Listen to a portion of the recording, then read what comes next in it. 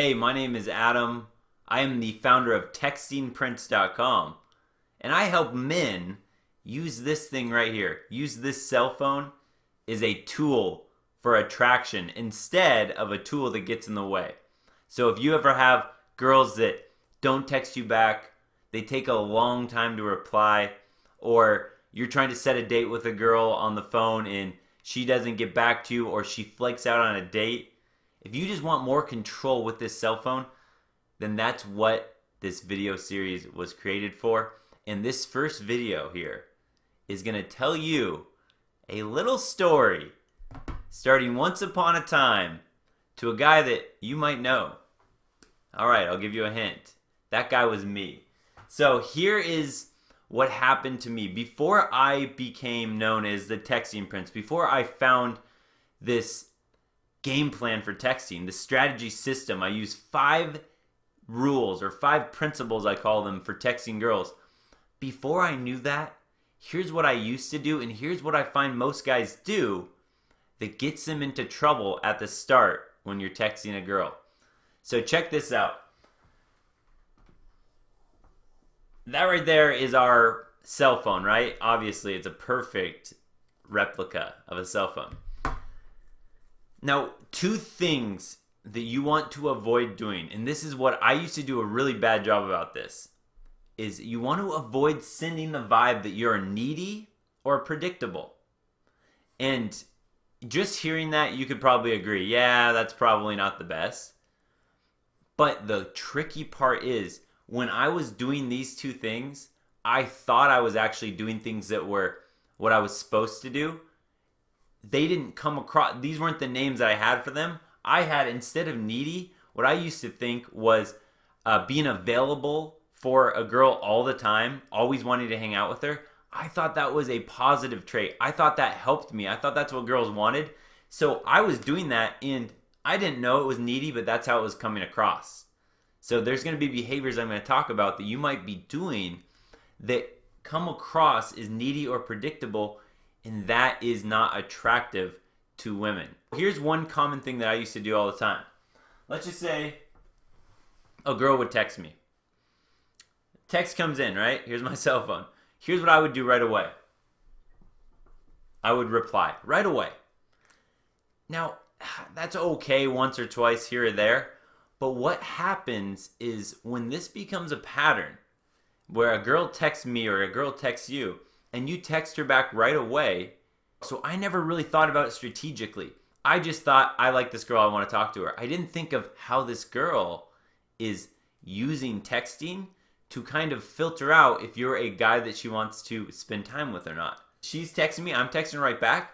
To me, I'm thinking, oh, I'm being this great guy. I'm always available for her. I'm ready, to talk to her whenever she needs me. I'm there for her. That's all that thing that we're told we're supposed to do.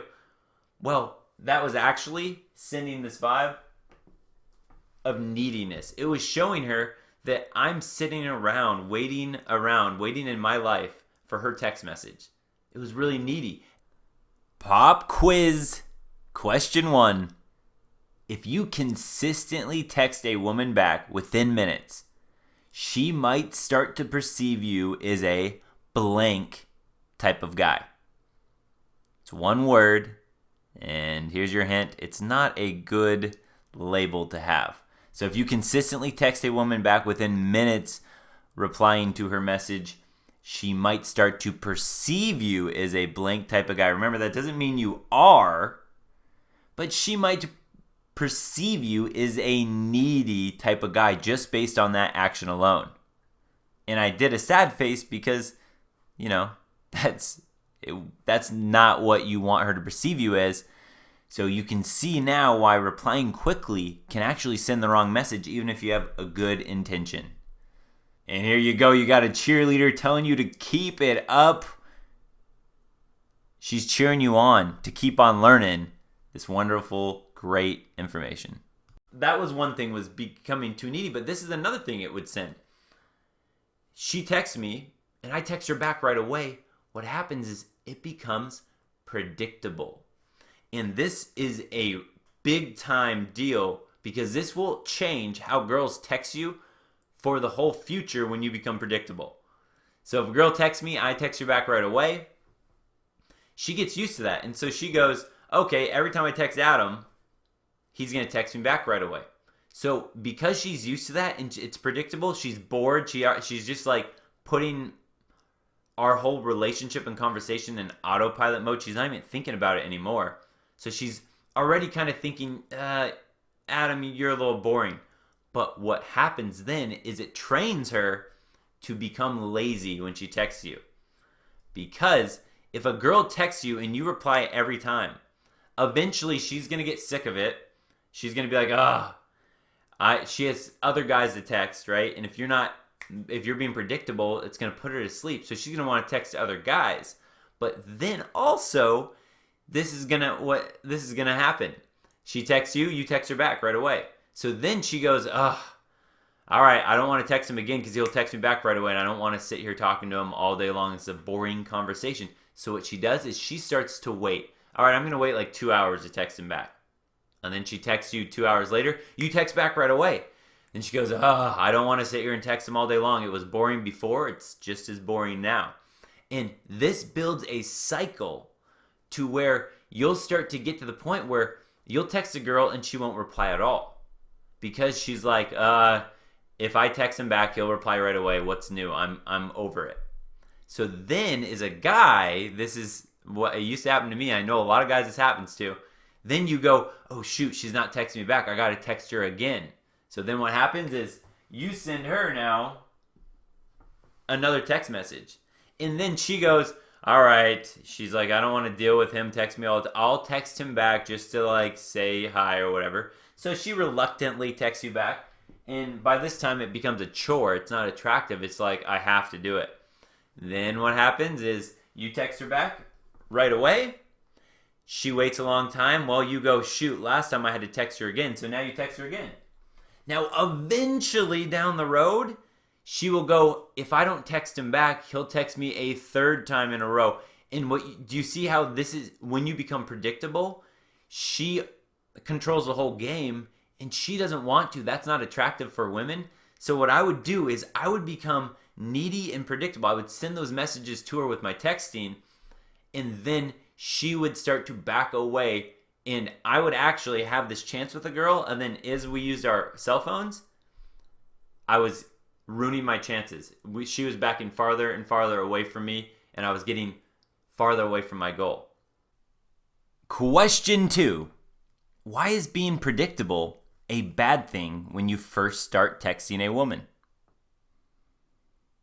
Why is being predictable considered bad?